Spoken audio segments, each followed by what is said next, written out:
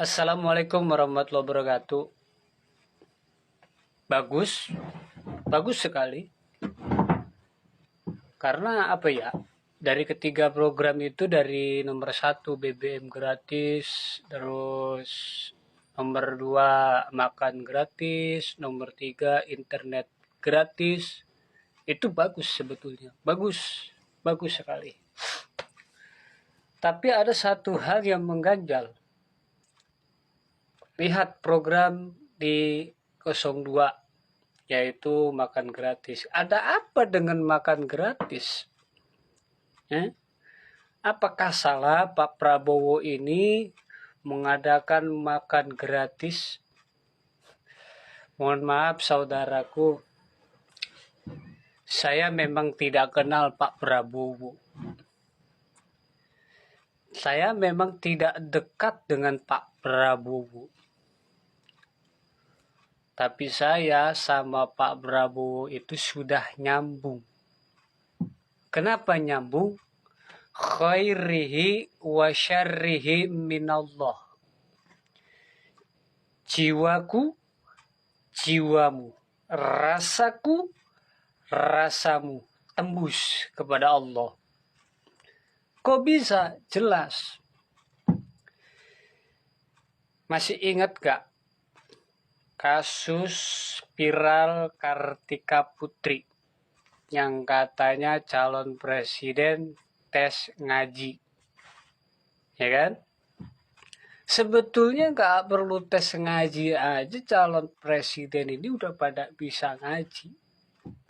Tapi kita lihat di Pak Prabowo, ya, apakah kita bisa melihat dengan mata hati kita? Apakah kita bisa melihat dengan ma'rifat kita? Belum tentu bisa. Karena apa yang Anda lihat dari Pak Prabowo itu selalu salah. Gitu. Kenapa? Jelas. Pak Prabowo sekalipun dia nggak bisa ngaji, sekalipun dia belum tahu ayat suci Al-Quran, tetapi dia sudah menjadi ayat Al-Quran untuk saya. Loh, kok bisa? Jelas. Orang pintar membaca ayat suci Al-Quran, tetapi tidak ada yang bisa menyadari peran di dalam ayat yang kita baca itu.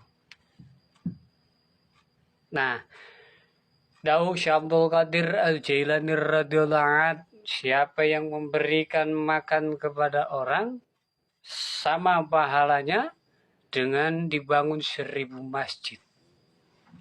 Ini daunnya Syekh Abdul Qadir Al-Jailani. Ini sudah ada di Pak Prabowo. Dan yang kedua, Anda mempertanyakan keislamannya Pak Prabowo, dan Anda mempertanyakan keimanannya Pak Prabowo dengan program makan gratis. Bapak Prabowo sudah menunjukkan satu surat. Ara'aital ladzi yukadzibu biddin fadzalikal ladzi yad'ul yatim wa la yakhuttu 'ala ta'amil miskin. Tahu nggak kamu orang yang mendustakan agama? Orang yang menghardik anak yatim dan tidak memberi makan kepada orang miskin. Ini sudah jelas. Sudah jelas Bapak Prabowo ini sudah menjadi ayat untuk diri kita sendiri. Bahkan untuk orang-orang yang ahli membaca hadis, yang ahli membaca tafsir, yang ahli membaca kitab. Ini teguran keras untuk kita pribadi. Kalau ingin tahu, kita sadari itu. Jangan selalu menyalahkan Pak Prabowo. Dikit-dikit program ini salah, program itu salah. Jangan. Kita lihat itu Pak Prabowo beragama Islam, saudaraku. Lewat ayat itu saja beliau sudah jujur bahwa dia itu orang Islam. Dia tidak mendustakan agamanya. dia cinta kepada anak yatim, dia cinta kepada orang miskin. Masih salah. Ada apa dengan hatimu, wahai saudaraku, sehingga kamu membenci Pak Prabowo segitu dalamnya? Ada apa?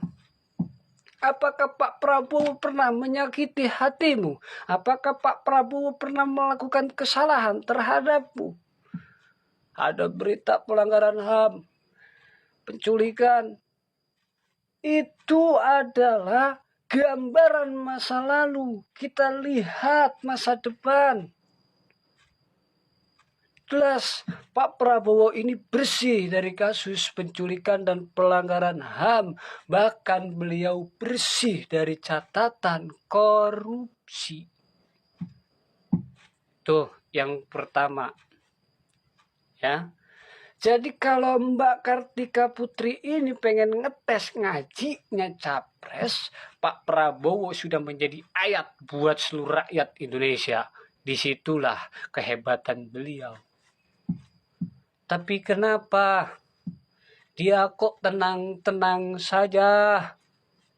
Banyak yang menghujat, banyak yang memfitnah, banyak yang membenci. Karena beliau merasa digandeng oleh Syekh Abdul Qadir Al-Jailani radhiyallahu anhu. Bukan dia punya khodam, bukan dia punya tuyul atau semacam dedemit yang akan melakukan kecurangan. Tidak, saudaraku. Beliau sudah digandeng oleh Syekh Abdul Qadir Al-Jailani.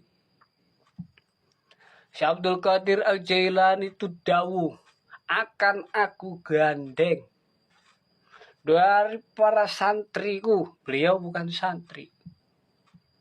Dari para sahabatku, beliau pun bukan sahabatnya. Dari para pengikutku, beliau pun belum tentu belum ada hidup di zamannya Syekh Abdul Qadir Al-Jailani. Dari para pecintaku, di sini beliau masuknya, beliau pecinta Syekh Abdul Qadir Al-Jailani. Akan digandeng baik dalam hidupnya sampai matinya. Makanya beliau ini mempunyai hati yang tulus, hati yang ikhlas. Bukan dikit-dikit ketika Pak Prabowo meminta maaf, dia mengakui kesalahannya. Betul? Dikit-dikit tuh akhirnya Pak Prabowo minta maaf, kan terbukti salah. Betul. Betul sekali.